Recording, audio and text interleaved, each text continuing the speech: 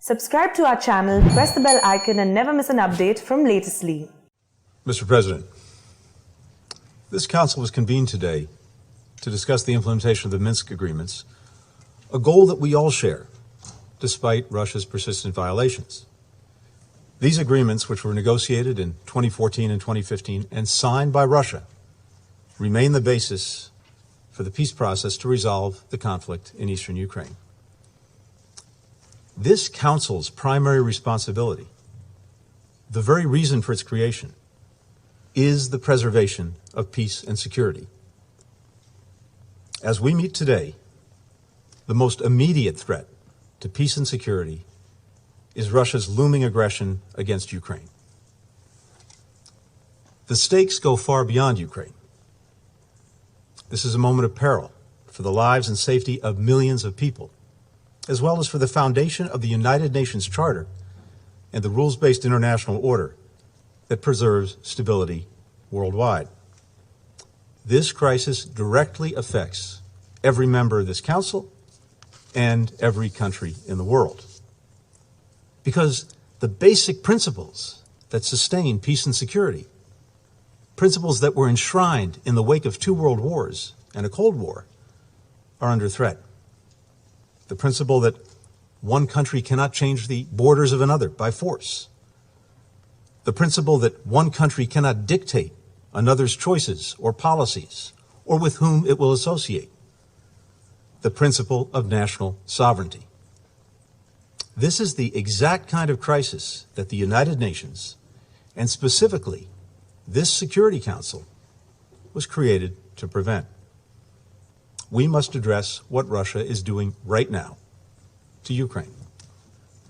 Over the past months, without provocation or justification, Russia has amassed more than 150,000 troops around Ukraine's borders, in Russia, Belarus, occupied Crimea. Russia says it's drawing down those forces. We do not see that happening on the ground. Our information indicates clearly that these forces, including ground troops, aircraft, ships, are preparing to launch an attack against Ukraine in the coming days. We don't know precisely how things will play out, but here's what the world can expect to see unfold. In fact, it's unfolding right now, today, as Russia takes steps down the path to war and reissued the threat of military action. First, Russia plans to manufacture a pretext for its attack. This could be a violent event that Russia will blame on Ukraine, or an outrageous accusation that Russia will level against the Ukrainian government. We don't know exactly the form it will take. It could be a fabricated so-called terrorist bombing inside Russia, the invented discovery of a mass grave, a staged drone strike against civilians, or a fake, even a real, attack using chemical weapons. Russia may describe this event as ethnic cleansing or a genocide, making a mockery of a concept that we in this chamber do not take lightly, nor do I take lightly, based on my family history. In the past few days, Russian media has already begun to spread some of these false alarms and claims to maximize public outrage, to lay the groundwork for an invented justification for war. Today, that drumbeat is only intensified in Russia's state-controlled media. We've heard some of these basic allegations from Russian-backed speakers here today. Second, in response to this manufactured provocation, the highest levels of the Russian government may theatrically convene emergency meetings to address the so-called crisis.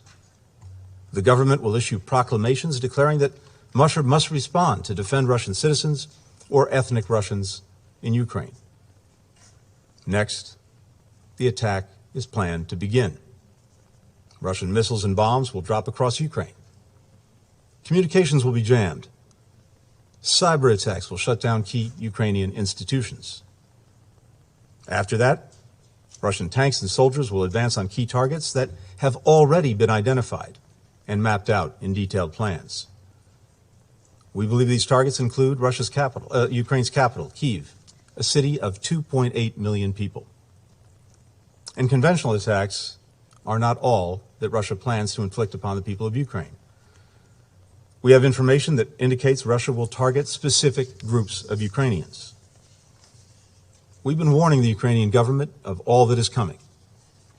And here today, we are laying it out in great detail with the hope that by sharing what we know with the world, we can influence Russia to abandon the path of war and choose a different path while there's still time.